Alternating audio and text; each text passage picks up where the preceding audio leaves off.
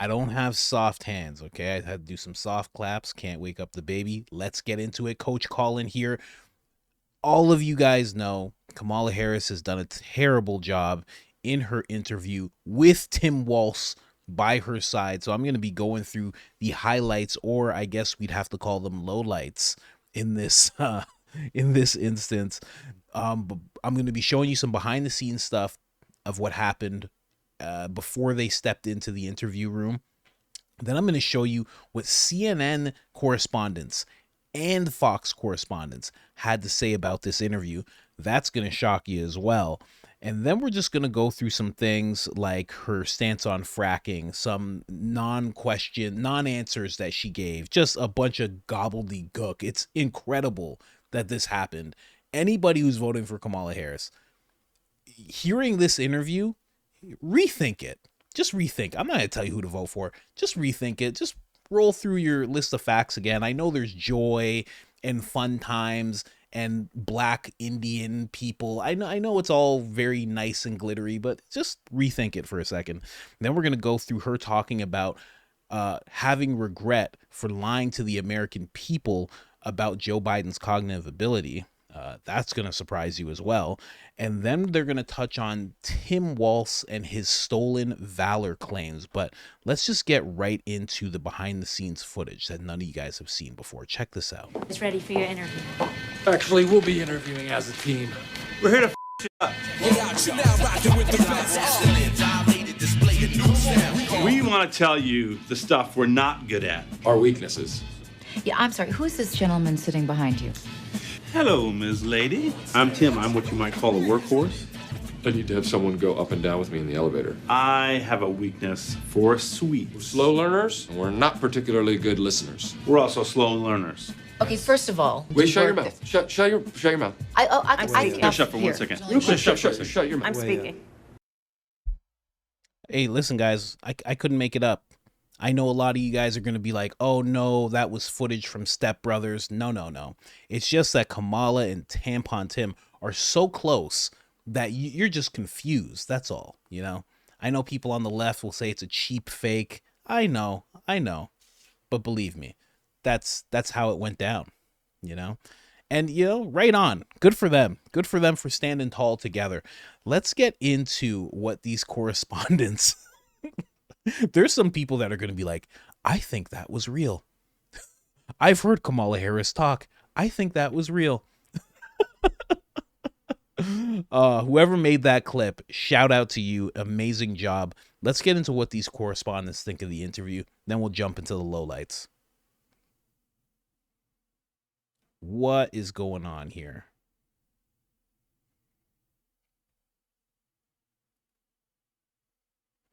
Hold on, guys. Let me make sure this is booted up. There we go. All right. It wasn't a huge, I don't think she moved the ball that much forward. You know, maybe she didn't score a touchdown. I don't think everyone was saying this was like an A+, but they basically got through it. We saw why it took her 35 days to do an interview. You know, she was mushy, she was weak, and it was artificial. It felt contrived the whole way. In her second sentence, she said we need a new way forward. But she's the incumbent vice president, so she made the case for change in her second sentence into the interview. I don't think it worked out very well for her. I don't think there's a policy separation that they've created with Biden. Obviously, she gave a kind of personal defense of him. The fact check, bottom line, Abby, is that she did not actually make clear at a 2020 debate that she had changed her previous support for a fracking ban. But maybe other people feel differently. I certainly did not hear anywhere in there Kamala Harris saying that she personally had abandoned her previously expressed 2019 view. She has this very carefully controlled, I think it was an 18-minute interview. Trump goes to La Crosse, Wisconsin, and just stands there and has an open front, you know, town hall meeting, ask me what you want. He took more questions in that one town hall meeting in La Crosse than she will take in the next 2 weeks. She is making it clear that she will embrace and be a continuation of Biden's economic policy, his record, what they've done. She offered no remorse, no regrets, no introspection about anything they've done. I think it was actually incredibly confusing, the entire interview, from the tone to the setup to the questions that were asked without any sort of follow-up. But I also think it shows the ineptness of this entire campaign in putting her forward. Listen, do you know how bad you have had to screw up for CNN and Fox to be on the same page? So many people, different walks of life. Someone from CNN called her weak and mushy. You can't even be mushy in an interview. This guy's just taking shots at her. Like she was weak, mushy, her hair had split ends. I didn't like it for one bit. Her makeup wasn't that great. I don't know about this lady. That is crazy. And then on top of that, the vice president was there. They didn't even mention him. You know how bad this has to be? This is terrible for Kamala Harris. I love it. And you'll see in that last scene, I don't know if you noticed, they're showing polls there. You got Trump up by 6. Now that is a Fox News poll, so who are they polling? Their audience. But then you have Trump up by 3 there. Then you got Trump. That's plus 12. That's crazy. Hold on. Let me just see. Who is that? Let me just see who that was. What poll is that? Oh, man. Okay. And even Washington. Wow. Jeez. Just Trump dominating. All because of this. All because of this interview. Listen, I think we're right. She needs to do more interviews, people. She needs to stop hiding from the media.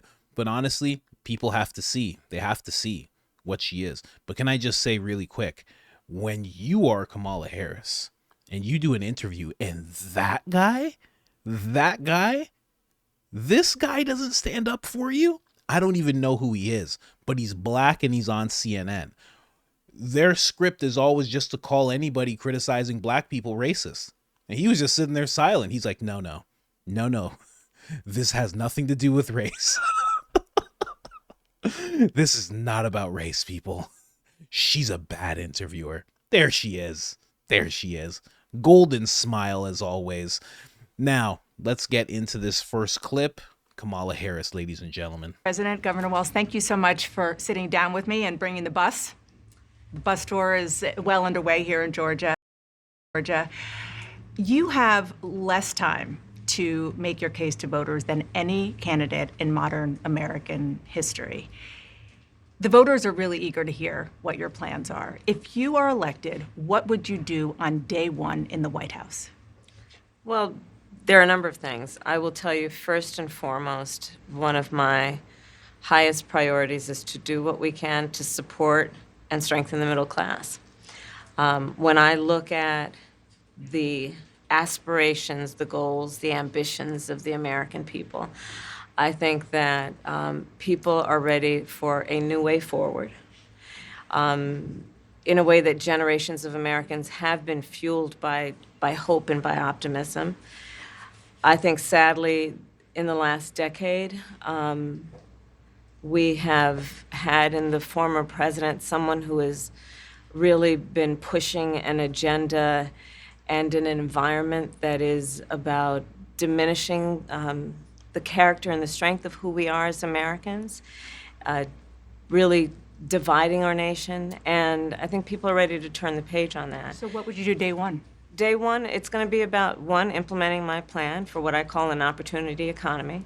I've already laid out a number of proposals in that regard, which include what we're going to do to bring down the cost of everyday goods, what we're going to do to invest in America's small businesses, what we're going to do to invest in families, for example, extending the child tax credit to $6,000 for families for the first year of their child's life, to help them buy a car seat, to help them buy baby clothes, a crib.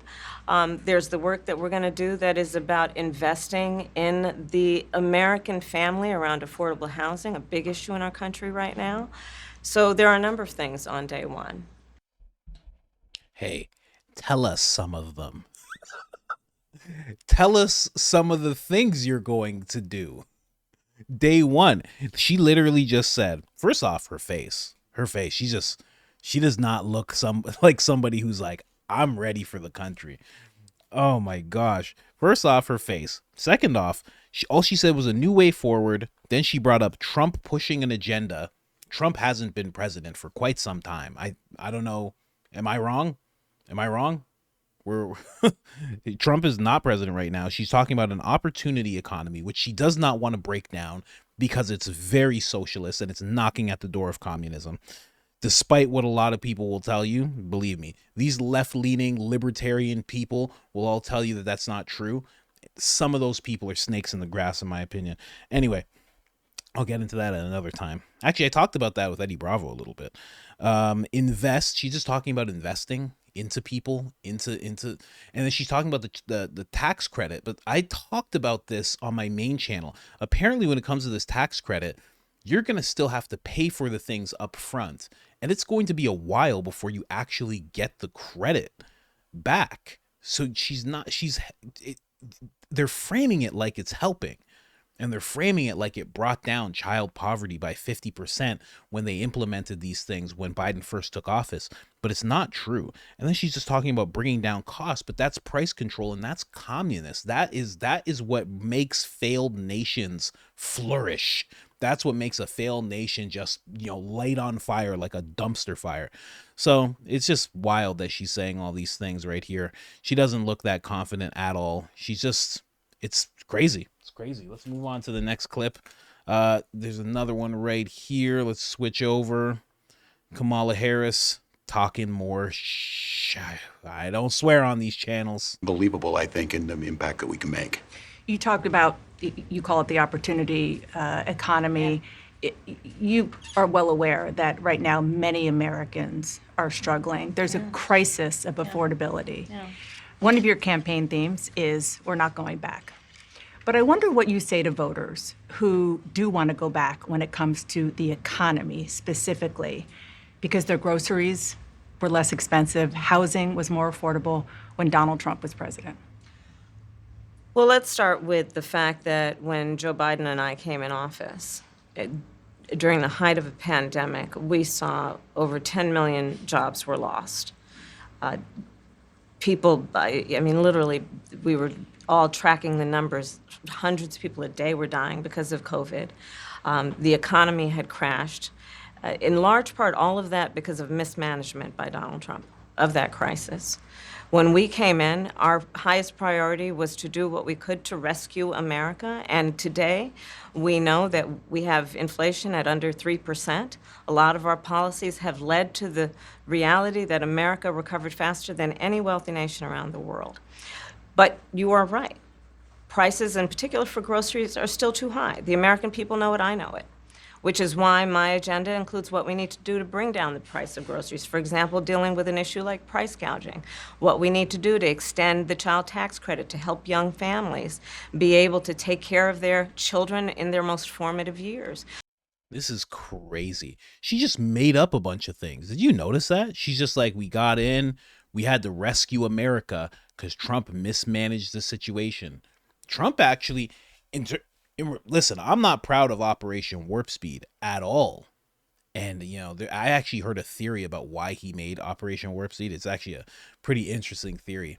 But it was kind of an FU to the people who were trying to bring about a whole, I got a tinfoil Speedo on, okay, guys? It's kind of an FU to the people who wanted to bring about a one world government because that was the way that they were going to do it, the whole Great Reset thing. So, very interesting theory, but she just made up a bunch of stuff. She just said that they rescued America. Inflation's only at 3%. Inflation's in the double digits. And here's the thing that they don't understand. Their inflation is up, and she is trying to blame price gouging, for all of that. When in reality, it's inflation that's doing that. They're trying to force grocery stores, food vendors, people of that nature.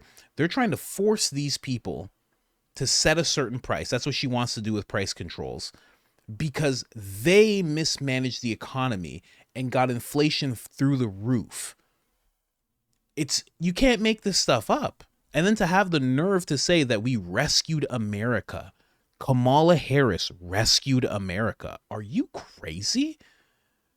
Oh my God. No wonder she had Tim next to her. You need someone beside you to shovel all the BS that you're putting out right now. And you know what? Honestly, I'm glad that this lady here, I'm glad that she asked the question.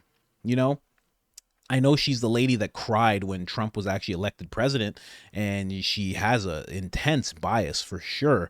But to ask that question is pretty solid, because there's a lot of people that want to go back. A lot of people remember how the economy was with Trump, and they know that he's responsible for implementing what took place.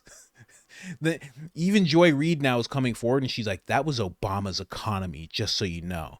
So it's like they're trying to screw Trump from both sides, obviously. It's like, no, this was Obama's economy. So anything good that you saw during Trump's presidency, that was actually Obama. And anything bad you saw into Biden's presidency, that was because of Trump. It's like, what in the... It's tough not swearing on these channels. All right, let's get into her position on fracking, because I find this one actually pretty funny. Issues. Energy is a big one. When you were in Congress, you supported the Green New Deal. And in 2019, you said, quote, there is no question I'm in favor of banning fracking. Fracking, as you know, is a pretty big issue, particularly in your must-win state of Pennsylvania. Sure. Do you still want to ban fracking? No, and I made that clear on the debate stage in 2020, that I would not ban fracking. As vice president, I did not ban fracking. As president, I will not ban fracking.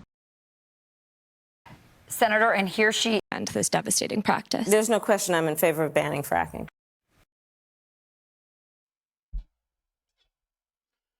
What else do I even have to say? I don't have anything to say.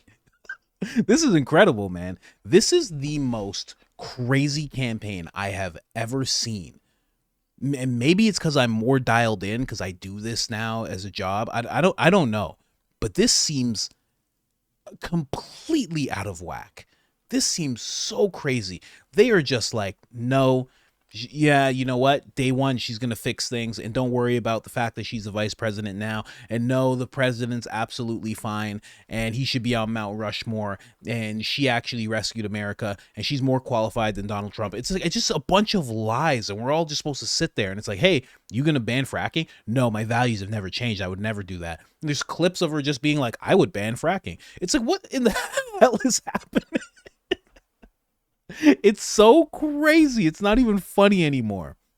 But this is funny. Let's get into this. Because you have more experience now and you've learned more about the information? Is it because you were running for president in a Democratic primary? And should they feel comfortable and confident that what you're saying now is going to be your policy moving forward? Dana, I think the most important and most significant aspect of my policy perspective and decisions is my values have not changed. You mentioned the Green New Deal. I have always believed, and I have worked on it, that the climate crisis is real, that it is an urgent matter to which we should apply metrics that include holding ourselves to deadlines around time. We did.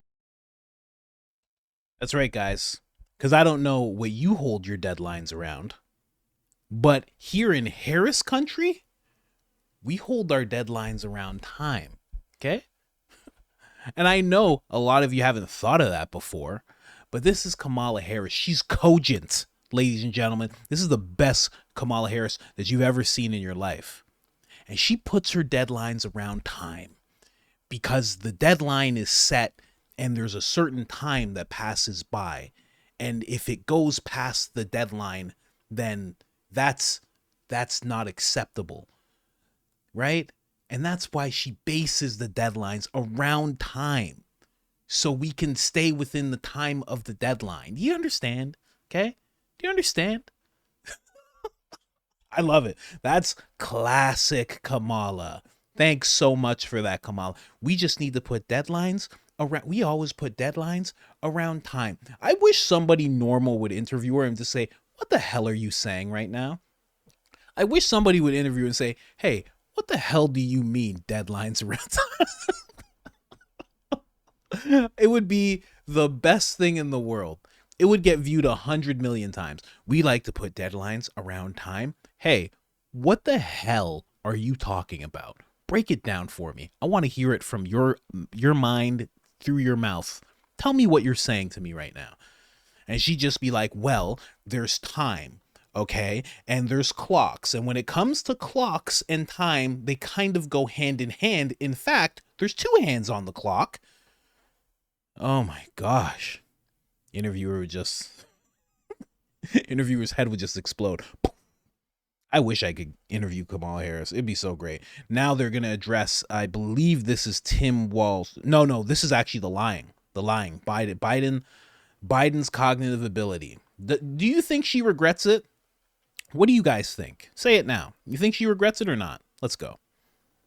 Right after the debate, you insisted that President Biden is extraordinarily strong. Given where we are now, do you have any regrets about what you told the American people? No, not at all. Not at all. I have served with President Biden for almost 4 years now, and I'll tell you, it's one of the greatest honors of my career, truly. He cares so deeply about the American people. He has the intelligence, the commitment, and the judgment and disposition that I think the American people rightly deserve in their president. You know how insulting that is? Those are fighting words. I think Joe Biden is what every American deserves. There should be people standing up right now like, what'd she just say to me? What did she just say to me? I deserved what? He's intelligent. Do you know how worrisome that is, that this lady could be president of the United States of America and she thinks Joe Biden is intelligent? Does that mean that he's smarter than her? Because, guys, if he's smarter than her, oh no. Oh no. Oh no. Oh, what's going to happen to us all if she becomes president? Oh, it's going to be the worst thing ever. I'm telling you, she's going to go and meet with Putin and America is going to become part of Russia. It's just going to happen. It's going to be one meeting. The meeting's going to last 18 minutes and she's going to be vice president of Russia and Putin's going to be in charge. And people are going to interview Putin. He's going to be like, she just pretty much came and gave me the country. She said I could have because I told her I was very upset with Ukraine. She said, take America. I said, okay, I don't know. I am your president now, I guess. That's how it's going to be. Easy. That's going to happen. That's going to be day one. Day one, she's going to go to Russia and she's going to give America to Russia. Oh my gosh. But honestly, on a real note with this, it is insulting because she did lie. It's very apparent to everybody, whether you're on the left or the right, that she did lie. Many people around Biden lied. Jill lied. Hunter, well, you know, Hunter's a wild boy. He can't be held responsible. He's in Charlie Sheen territory. He's drinking tiger's blood. But everybody who was around him lied. They knew what was going on. I mean, I even respect Senator Mike Lee. He was on Tucker Carlson's podcast, and he talked about instances where he could tell that Joe Biden was compromised. And although he's a Republican and he's a great guy, he did not tell the American people. There are many senators, vice president, people around him, aides, assistants, everything that just lied to the American people. They should have stepped in, and instead of just being this weird shadow government that's just handling everything, they should have said the president is not ready. And, you know, I don't like the alternative, but they should have handed it off to her. That's what should have happened. And the fact that it didn't is gross. It's honestly gross. And she doesn't regret it whatsoever. And that's the person that wants to be president. Anyways, let's move on. Let's move on from that. She has zero regrets. Tim Walz, on the other hand, also has no regrets. These two are an effing pair. I gotta say, I'm coming close to swearing on this channel, man. I tell you something. Listen to this. The country is just starting to get to know you. Governor Walz, the country is just starting to get to know you. I want to ask you a question about how you've described your service in the National Guard.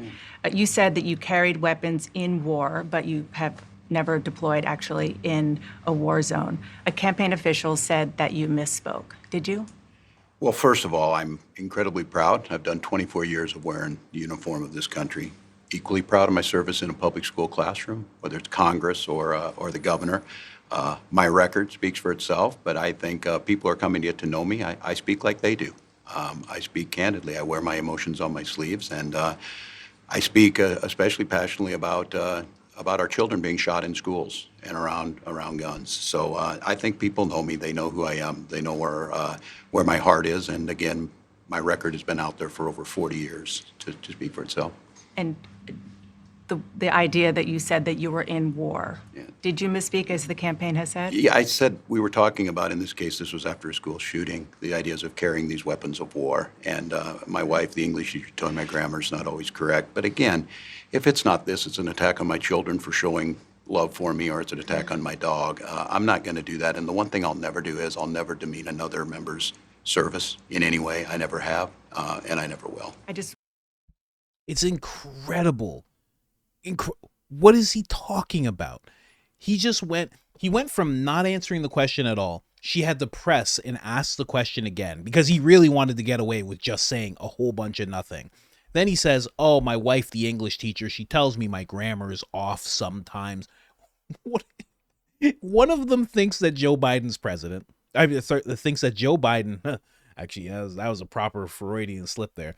One of them thinks that Joe Biden is intelligent. And the other one doesn't have proper grammar, doesn't know how to use words. What are we doing? What's happening? What's happening right now? And let's just get to what he actually said. I didn't have it pulled up, but I should have had it pulled up because what this guy actually says, let's just go to Tim Walz. He's saying, oh, it's just a grammatical error. What are you talking about, man? What is this guy saying to me right now? People should be so enraged about this guy. Oh, perfect. It's right here. Here, check this out. Does this sound like a grammatical error? Reciprocal carry among states, and we can make sure that those weapons of war that I carried in war is the only place where those weapons are at. He just lied. It's not a grammar problem. It's a morality problem. It's an integrity problem. Your grammar was fine, man. You did fine with the words, okay? You'll be happy to hear. You did fine with the words. In fact, I'll give him an A with the words. You get an F for integrity. You get an F for honesty. That's it. He lied. He just straight up lied. Oh, my wife, the English teacher, she tells me my grammar's off sometimes. But, if it's not this, people are going to attack my dog. Hey, man, no one cares about your dog. You're running for vice president. Are you crazy? But they attack my dog and all sorts of things like that, This guy's a maniac. Look, there's just more stolen valor claims. It's crazy. When I talk to my constituents in southern Minnesota, I don't care if they're Republican, Independent, Democrat, it doesn't matter to them. When I tell them, when I was in Afghanistan, you know what our troops were worried about? They were worried about their families' health care, and they were worried about their pensions. I said, do you think that's really what you want them to be worrying about? When their friends and colleagues are being shot on a daily basis, and yet at the end of the day, they have to worry about that. When I talk to my constituents, when I tell them, when I was in Afghanistan, you know what our troops were worried about? Bro, you weren't in Afghanistan. He wasn't in Afghanistan. He didn't go. He never deployed. He knew they were going and tried to retire out. He tried to keep his rank. They wouldn't let him keep the rank because he had to do some more coursework. He stepped out of the rank. They put him down. Someone else had to step in his place and go to Afghanistan. This guy's a liar. This is... And it's so funny that I'm so shocked that some politician is lying, but sometimes it's shocking. I don't know, man. Those are pretty much the highlights that I have, and then we'll do one more thing. This is just a bonus clip. A little bit of Kamala flip-flopping. She says she wants to build a border wall now, but this is what she used to say. This is a crisis of his own making. And by definition, just plain speak, basic English language definition, it is not an emergency. Very clear, I'm not going to vote for a wall under any circumstances. When I travel this country, folks have plenty enough problems that they need their president to focus on, instead of a wall that, by the way, because I was a prosecutor for many years, including the Attorney General of California, I specialize on transnational criminal organizations. Yeah. That wall ain't going to stop them. No. Illegal immigration is now top 3 problems that Americans are worried about. It is literally running the country. It's there are Venezuelan gangs taking over apartment complexes. They are sneaking firearms into shelters. They are buying cars somehow. They have firearms. They're selling drugs. They're killing people. They came in by the millions. No one knows who they actually are. There was a Venezuelan gang leader who had 24 murders under his belt, who was recently just arrested in America. What are they talking? And we're not even touching on any terrorist activity that's possible yet. Wow. Wow. That's Kamala Harris, ladies and gentlemen. That is Kamala Harris, ladies and gentlemen. Anyway, that was pretty much the lowlights of these people. Absolutely ridiculous. You can check out the interview for yourself, but those were pretty much the highlights. There wasn't anything else to this. It was a terrible interview. CNN and Fox both agree. Most people who saw it agree. And, she's going to lose now. There's that at least. They're only going to be able to do this for so long. They were only able to do it for so long with Biden. He was wandering around. They're like, oh, that's a cheap fake. That's not real. Oh, no. He didn't wander off. He was talking to somebody.